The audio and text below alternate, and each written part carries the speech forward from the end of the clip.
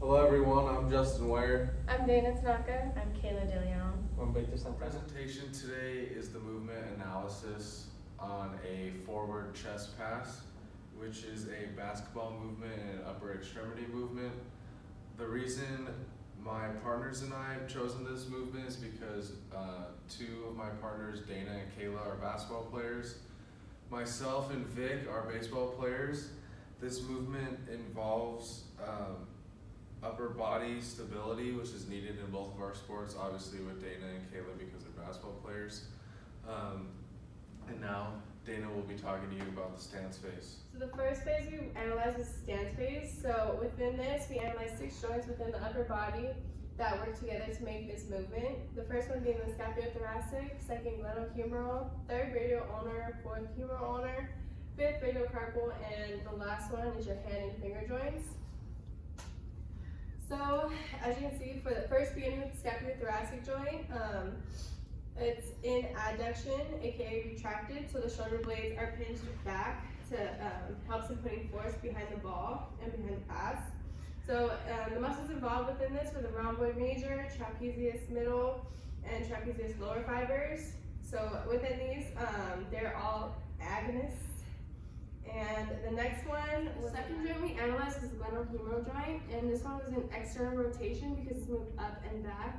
So within this, muscles involved are the infraspinatus, which was an agonist, the teres minor, which was an agonist, pectoralis major, which was an antagonist, latissimus dorsi, which was also an antagonist, the teres major, antagonist, and subscapularis, which is an antagonist. The third joint was a radial ulnar. This was in pronation because it helped with grip and holding the ball on both sides rather than if it was in supination, it would be under the ball. So within this, muscles involved with the pronator teres, which is an agonist, pronator quadratus, which is an agonist, biceps brachii, which is also an agonist, biceps brachioradialis, which is an agonist, and then the supinator was the humeral ulnar joint was in flexion, and it prevented the ball from dropping. So within this, muscles involved with the biceps brachii, brachialis, which are both agonist muscles, and then the triceps brachii with the lateral, long, and needle head were all antagonists within this movement. And then also the aconius was also an antagonist joint. This is an extension, and the muscles involved were extensor carpi radialis longus and extensor carpi radialis brevis, which are both agonists as well as extensor carpi. And lastly, we have the hand joint, which is an extension as well. And the muscles involved are extensor digitorum, extensor digiti minimi, and extensor indicus, which are all agonists within this motion. And so the radial carpal and the hand were both in extensions, which help with gripping the ball while holding it, maintaining it in that stance phase. And all the movements within this were isometric. So within this phase, all the contraction types are all isometric because it's due to the muscles just preparing for the movement. T1. So the second phase is the movement phase, which is where the actual motion of passing begins. And it is also the phase where we see the most concentric contractions. So the first joint that I'm going to be talking about is the scapulothoracic joint, and it does abduction. And we see this in the extension of the ball that the shoulder blades are moving out away from the midline of the body.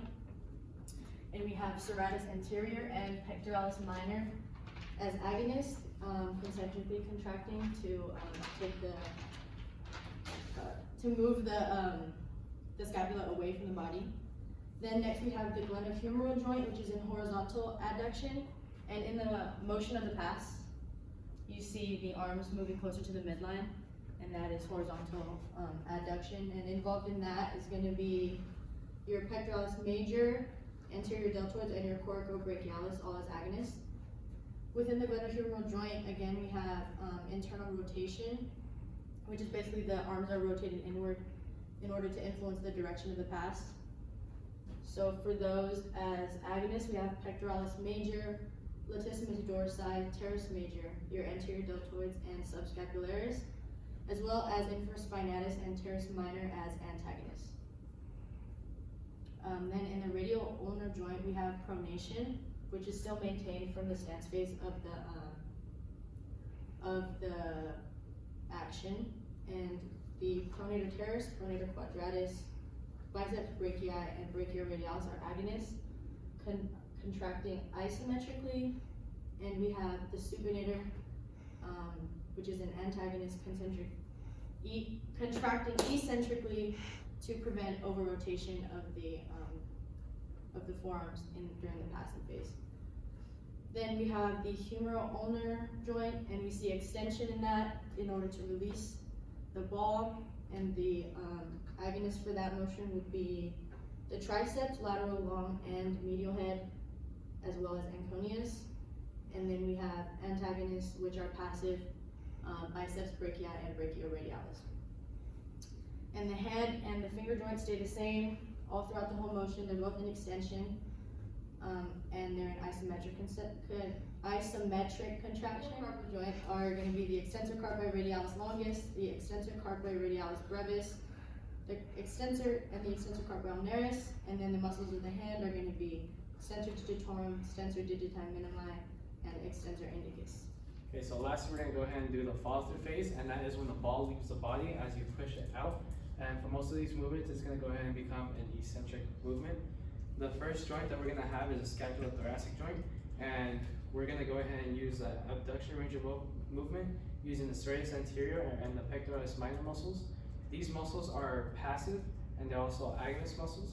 Next, we're going to go ahead and use the glenohumeral or the shoulder joint that uses a horizontal abduction range of movement, and we use the pectoralis major muscles as well as the coracobrachialis to use a passive contraction, and they are also agonists. They also utilize internal rotation, and the muscles used in internal rotation are the pectoralis major, your latissimus dorsi, your teres major, and your subscapularis. These muscles are agonists, and they also provide a passive movement. Once again, most of these muscles in this list are passive, and they are agonists. However, we do have two antagonist muscles, which are the infraspinatus and the teres minor, that also help in the eccentric force of movement. Next, we have the radial ulnar joint. It acts on pronating using the pronator teres, the pronator quadratus, and your biceps brachii. These are passive as well as agonist muscles. And then we have one antagonist muscle that is known as the supinator, and that helps with the eccentric force. Next, we have the humeral ulnar joint, which uses extension range of movement that utilizes the triceps brachii, the anconeus. These, once again, are agonist muscles with a passive force of contraction. And then we do have the biceps brachii that help as an antagonist muscle with the eccentric force. Next, we do have the radiocarpal joint, which uses flexion range of movement using the flexor carpi radialis, the palmaris longus, the flexor carpi ulnaris, the flexor digitorum superficialis, and the flexor digitorum profundus. These are agonist muscles, and they help with the passive movement. And lastly, we have the hand joint, which uses flexion range of movement with the flexor digitorum profundus, the flexor digitorum superficialis, and the flexor pollicis longus. And these muscles are once again agonists, and they are passive. All the agonist muscles do have a passive movement, meaning that they don't really do anything. The ones that help slow down the movement are the antagonist muscles that do have that eccentric force of contraction. Closing today, we wanted to address a few struggles we had in this movement or going through this movement. The first one was finding the correct muscles and joints involved in this movement. We either had too many muscles and joints involved or not enough, so just getting everything and going through the information. Also, we had trouble finding whether or not the agonist muscles in the third phase were prime movers or not. Through our finding, it turns out that the antagonist muscles would move eccentrically, and the momentum would be the prime mover. So our first finding was found out to be false through further research. If anyone has any questions, ask now. If not, thank you. Have a great day.